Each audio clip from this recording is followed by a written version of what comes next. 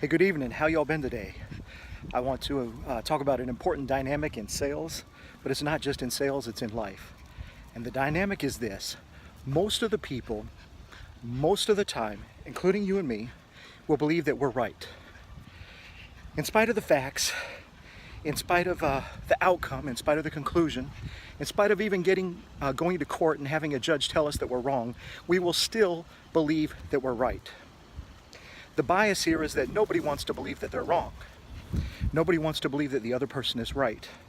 So what this means to you in sales is that you have to go on the assumption that everything you do not talk about in advance and get the customer's agreement on is going to go in their favor and not in yours.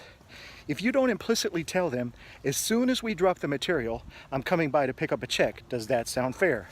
And get them to buy off on that, you're not getting a check. Because if their idea of how things should work is different than your idea of how things should work, you're wrong and they're right. Listen, that's just the way things are. If you're having a tough time collecting checks, if you're having a tough time pleasing customers, if you're having a tough time getting your business wrapped up, it's because you're not having these sometimes difficult conversations in advance with your prospects and your customers. And when it comes to push and shove and who's right and who's wrong, they're right. And as long as they've got your money, even if you've got a signed contract, you're going to be in a difficult position because people assume they're right and you're wrong. So the lesson here is take care of your business in advance. Settle these things in advance. Get the buy off in advance. Don't assume that somebody's going to live by the social contract that if you work for them, they're going to pay you, because not everybody believes that's necessarily true. They want to find an excuse, a reason not to pay you.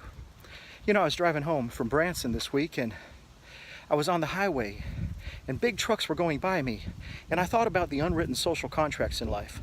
One of them being that I'm going to drive in my lane and you're going to drive in your lane. And you will not come over in my lane unless you check and double check. But we know that's not always true. Sometimes people just come over.